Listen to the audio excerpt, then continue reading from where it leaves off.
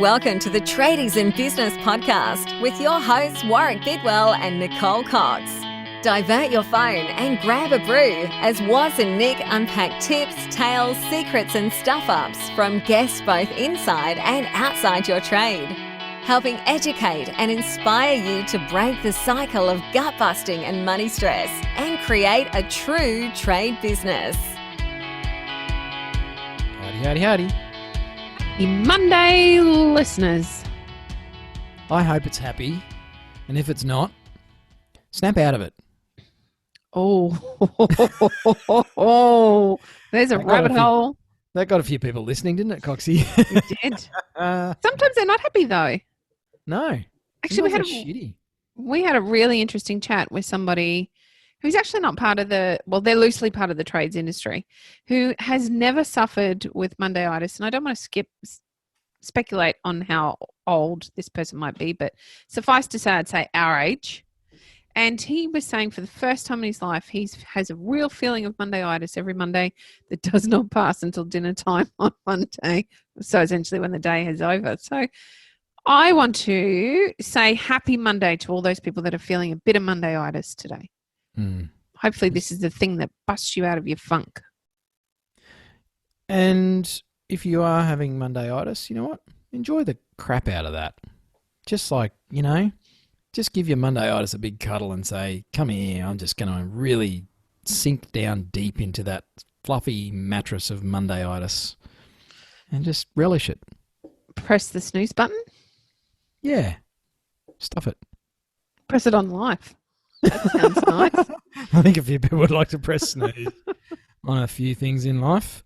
So that's not entirely what we were going to talk about. It's got nothing to do with what we were going to talk about. Nothing at all.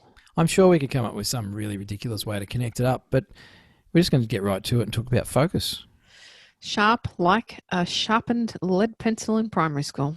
Ooh, I used to hate it when I'd spend all that time sharpening it and getting it all even and then press too hard and bonk, break the damn thing again. I bet you were particularly pedantic about how sharp and pointy your pencils were. It's a good thing this is not a Friday episode, Nicole. Did you have a pocket protector in high school? I did. I loved my scientific calculator too. Oh, God, righto. I wish I had gone here. Righto, focus. So I reckon, listeners, your focus needs more focus. I think everybody could do with more focus. It's not just tradies. It's not just our Victorian counterparts. I think it's everybody could do with more focus at times. I loved hearing this. Well, I didn't. It was one of those paradoxes.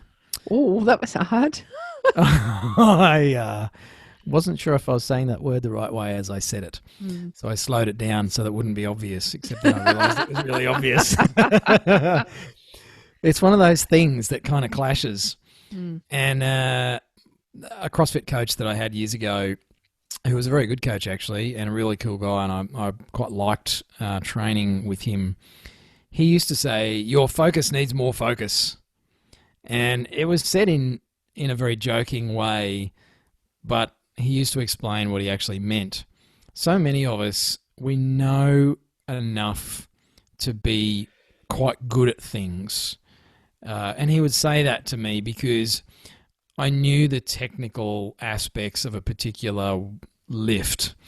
I knew how to put my back in a good position and where I should grip the bar and all that stuff. But I just wasn't focusing on enough things. And so he would jokingly say it wasn't my grip that needed more focus. It wasn't my footwork or my back or the speed of the lift or whatever. It was my focus. I wasn't focusing on what was at hand. My head was somewhere else. And so he would say, your focus needs more focus. And it's always stuck with me. It's a great point, and one that you don't think about, because I suppose it leads into something we talk about all the time. The busyness of being busy means that we're not really focusing on the things that deserve our focus.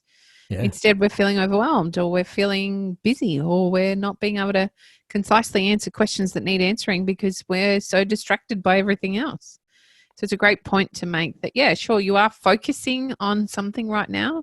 Your focus might be on how you feel about certain situations, or it might be on the next job that you need to prepare for, or it might be on a staff member that you're having a problem with. But is that actually the stuff you need to focus on in your business this week to make it move forward? Is it that, or is it something else? So I think if we say focus enough, it'll become one of those words, Coxie, that just sounds super weird. If you just say banana 100 times, it's like, is that even a word? Am I saying it right?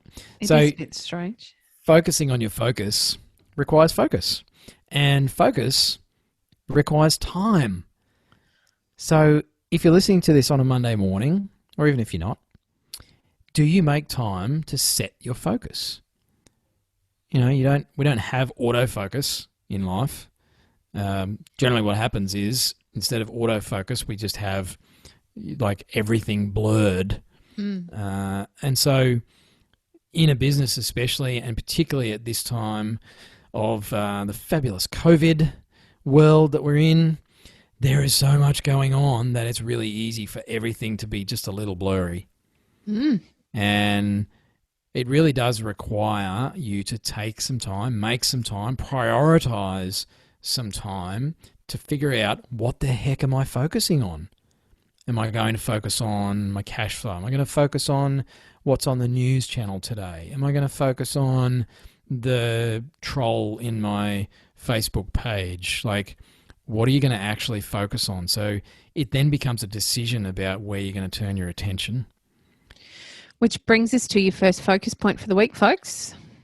We're going to set you a challenge. Coxie crushing the segue. I'm learning. I haven't mastered the dad joke yet, but the segues are coming.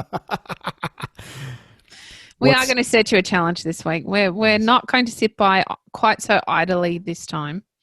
We're in a great position here at Tradies in Business to be able to help you through this current confusion, this current panic, this current fear time that we're all sort of presented with in varying degrees.